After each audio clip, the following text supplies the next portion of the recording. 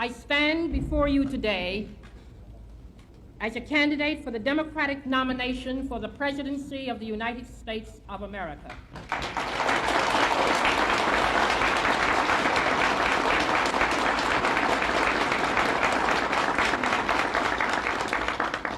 I am not the candidate of Black America, although I am Black and proud. I am not the candidate of the women's movement of this country, although I am a woman, and I'm equally proud of that.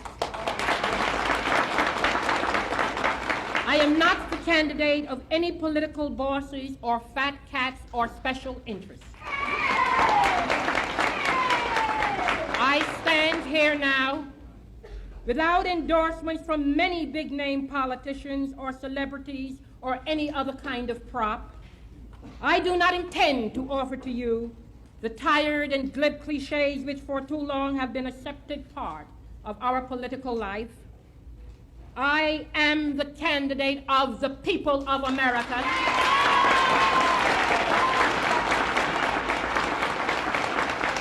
Fellow Americans, we have looked in vain to the Nixon administration for the courage, the spirit, the character, and the words to lift us, to bring out the best in us, to rekindle in each of us our faith in the American dream.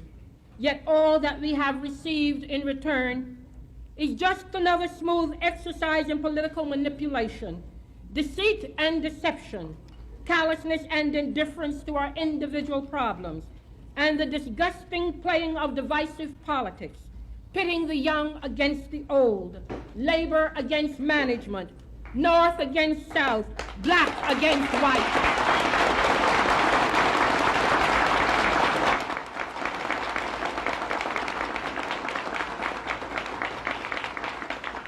The abiding concern of this administration has been one of political expediency rather than the needs of man's nature.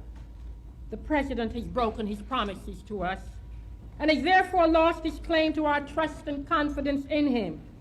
I cannot believe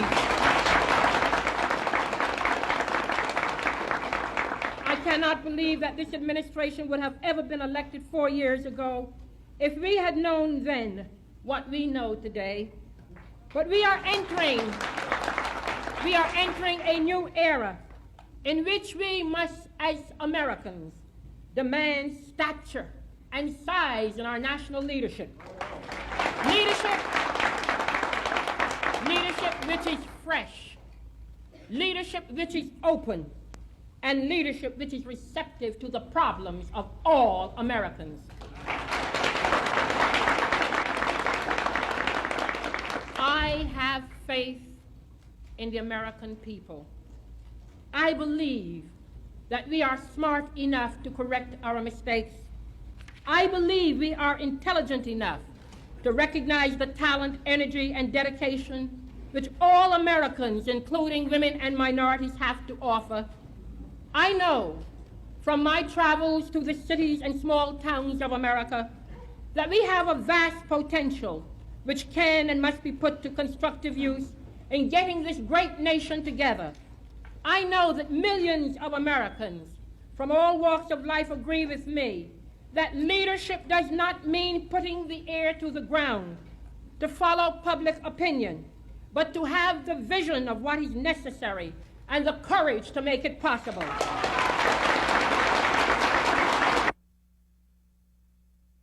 Americans all over are demanding a new sensibility, a new philosophy of government from Washington. Instead of sending spies to snoop on participants at Earth Day, I would welcome the efforts of concerned citizens of all ages to stop the abuse of our environment. Instead of watching a football game on television while young people beg for the attention of their president concerning our actions abroad, I would encourage them to speak out, organize for peaceful change, and vote in November.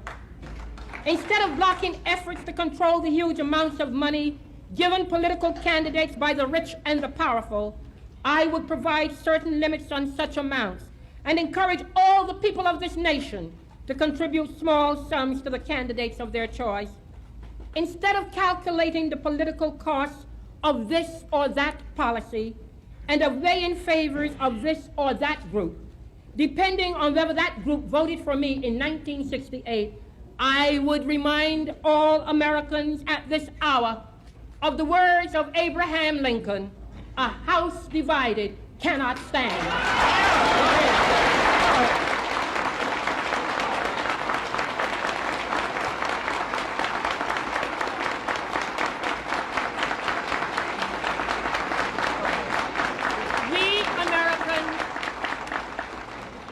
Americans are all fellow countrymen, one day confronting the judgment of history in our country.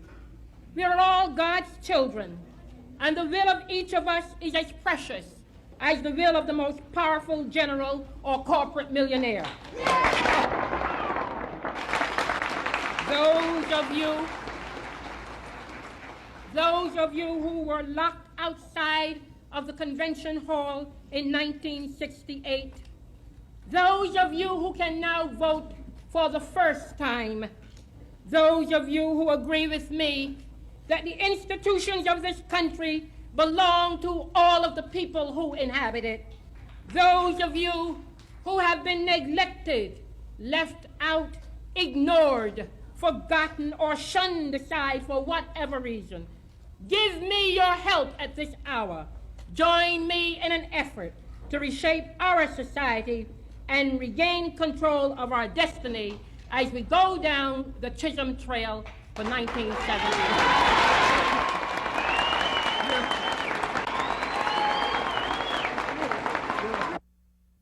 You represent a threat for more women, and specifically black women, to get involved in politics and go after elected office in this country. Yes, I specifically recommend a trend for more women, and specifically black women, to enter into politics, elected office.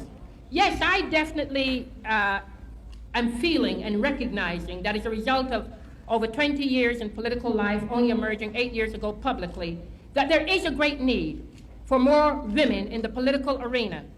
I happen to believe that there are certain aspects of legislation that probably would be given much more attention if we had more women's voices in the halls of the legislatures on the city, state, and national level. And legislation that pertains to daycare centers, education, social services, mental services, the kind of legislation that has to do with the conservation and preservation of the most important resources that any nation has, and that is its human resources. Congresswoman, do you feel your candidacy will hurt the presidential candidacy of Mayor Lindsay? Well, Mayor Lindsay will be getting votes from the same area that I anticipate getting votes. And I dare say that my candidacy might not only hurt Mayor Lindsay, it might hurt a few others who have the same political.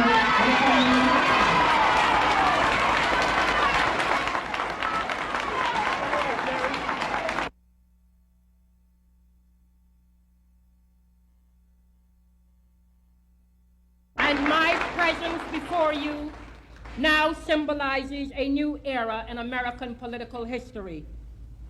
I have always earnestly believed in the great potential of America. Our constitutional democracy will soon celebrate its 200th anniversary, effective testimony to the longevity of our cherished Constitution and its unique Bill of Rights, which continues to give to the world an inspirational message of freedom and liberty. We Americans are felt in remedying our ills.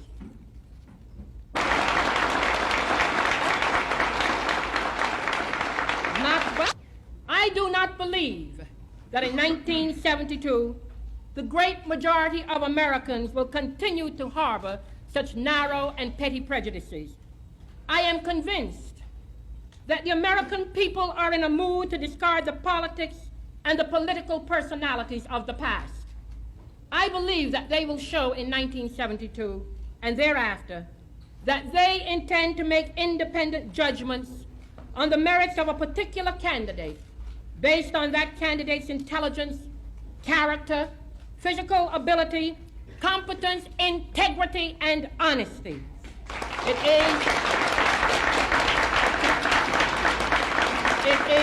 I feel, the duty of responsible leaders in this country to encourage and maximize, not to dismiss or minimize such judgment. Our will can create a new America in 1972, one where there is freedom from violence and war at home and abroad, where there is freedom from poverty and discrimination, where there exists at least a feeling that we are making progress in ensuring for everyone medical care, employment, and decent housing, where we more decisively clean up our streets, our water, and our air, where we work together, black and white, to rebuild our neighborhoods and to make our cities quiet, attractive, and efficient, and fundamentally, where we live in the confidence that every man and every woman in America has at long last the opportunity to become all that he was created of being, such as is his ability. In conclusion, all of you who share this vision, from New York to California, from Wisconsin to Florida, are brothers and sisters on the road to national unity and a new America.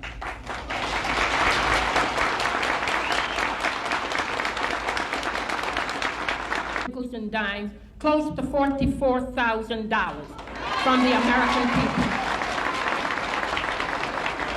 I want to say that in terms of my projection of $300,000, which was made earlier, that the benefits that are being planned and will be conducted in February, March, and April will net me, I'm quite sure, way above that amount. So I am willing to be optimistic now that I've made my announcement today to be able to get some sizable contributions. May I say that just this past week, I received 2 contributions from individuals in America, 2 contributions of $5,000 each.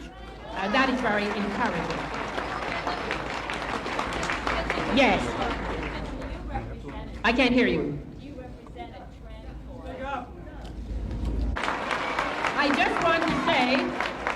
I just want to say this, and it's very important for all Americans to recognize.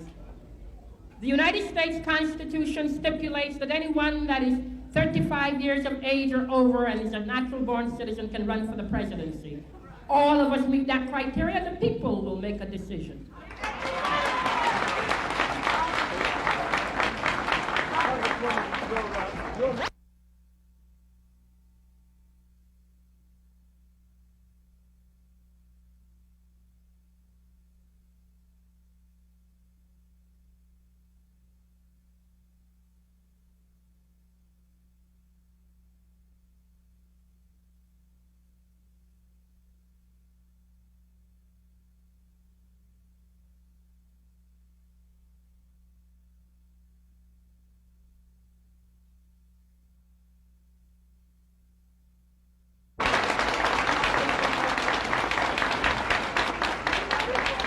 Yes.